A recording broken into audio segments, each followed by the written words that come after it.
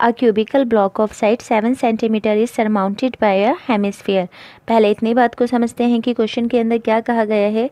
यहाँ पर कहा गया है कि एक क्यूबिकल ब्लॉक है जिसकी साइड 7 सेंटीमीटर की है, यानी कि इस क्यूबिकल ब्लॉक की लेंथ, ब्रेथ और हाइट तीनों ही हमारी 7 सेंटीमीटर गिवन है और इसके ऊपर हमारा एक हेमिस्फीयर रखा हुआ है। अब बोला जा रहा है what is the greatest diameter of the hemisphere can have.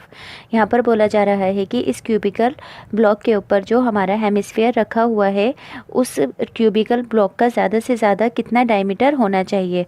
अब यहाँ पर अगर हमारा ये क्यूबिकल ब्लॉक है और इस क्यूबिकल ब्लॉक के ऊपर अगर हम इसकी साइड हमें 7 सेंटीमीटर गिवन है, अगर हम इस क्यूबिकल ब्लॉक के ऊपर 8 या 10 सेंटीमीटर का हेमिस्फीयर रख देते हैं तो क्या होगा कि ये हेमिस्फीयर हमारा क्यूबिकल ब्लॉक को कवर कर लेगा। इसलिए ज़्यादा से ज़्यादा हम इस हेमिस्फीयर का डायमीटर 7 सेंटीमीटर ही रख सकते हैं, क्योंकि क्यूबिकल ब्लॉक की हमारी साइड 7 सेंटीमीटर है। तो यहाँ पर हम लिखेंगे the greatest diameter of cubical block 7 centimetre. अब आगे बोला जा रहा है find the surface area of the solid, यानी कि इस पूरे के पूरे सॉलिड का हमें अपना सरफेस एरिया फाइंड करना है। तो हम total surface area of solid को निकालने के लिए क्या करेंगे कि इस पूरे के पूरे क्यूबिकल ब्लॉक का टोटल सरफेस एरिया के अंदर प्लस करेंगे curved surface area of hemisphere को। कैसे? अब यहाँ पर हमारा ये पूरा का पूरा सॉलिड क्यूबिकल ब्लॉक है, तो हमने इसके लिए total surface area of cubical block किया। अब इसके अंदर हम प्लस कर रहे हैं अपने curved surface area of cubical block को। क्यों?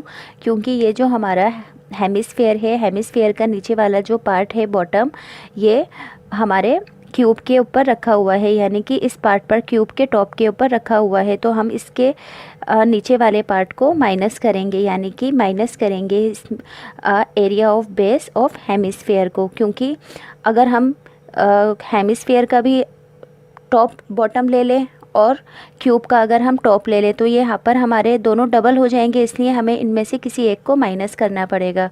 तो हम यहाँ पर क्या करेंगे कि इस हेमिस्फीयर के बॉटम को माइनस करेंगे, और बॉटम यहाँ पर हमारा किस शेप का है? सर्कुलर शेप का। तो इसका मतलब क्या होगा? यहाँ पर हम सर्कल के एरिया को माइनस करेंगे। तो सबसे पहले लिखेंगे total surface area of cubical block. इसका फार्मूला होता है हमारा 6 इंटू के अंदर A square plus curved surface area of hemisphere होता है हमारा 2 पाई आर स्क्वायर, और माइनस करेंगे area of base of hemisphere यानी कि सर्कल के एरिया को, यानी कि पाई आर स्क्वायर को। अब हमारा 6 इंटू के अंदर ए यानी कि साइड है हमारी 7 का square plus 2 pi are square के अंदर से पाई आर स्क्वायर को अगर हम माइनस करेंगे तो क्या बचेगा हमारे पास? पाई आर स्क्वायर।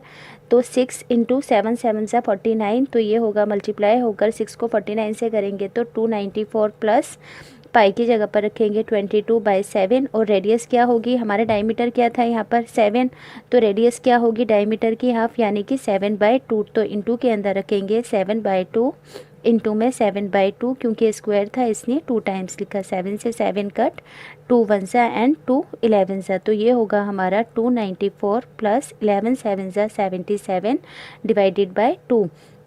तो 294 प्लस 2 को 77 से डिवाइड करेंगे तो आएगा 38.5। दोनों ही वैल्यूज़ को हम यहाँ पर प्लस करेंगे, प्लस करने पर आएगा 33.5 सेंटीमीटर। एरिया की बात की जा रही थी तो सेंटीमीटर में लगाएंगे हम अपना स्क्वायर। यहाँ पर मैं आपको पॉइंट में प्लस करना भी बता देती हूँ। 294 है हमारा, तो यहाँ पर हम अपने पास से लगाएंगे पॉइंट और एक 0। अब पॉइंट के नीचे रखेंगे पॉइंट। लेफ्ट हैंड साइड पे क्या था हमारा? 3 और 2, और राइट हैंड साइड पर था हमारा 5। तो प्लस करेंगे आएगा 5 6 9 और 3 होगा हमारा 12।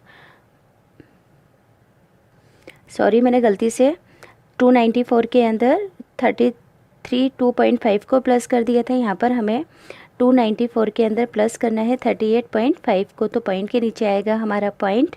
अब लेफ़्ट हैंड साइड पर था हमारा 38 और राइट हैंड साइड पर 5, तो आया यहाँ पर हमारा 5, पॉइंट के नीचे पॉइंट 48 हुआ हमारा 12, ये हुआ हमारा 13, ये हुआ हमारा 3। तो यहाँ पर हमारा पॉइंट में भी मैंने आपको प्लस करना बता दिया है।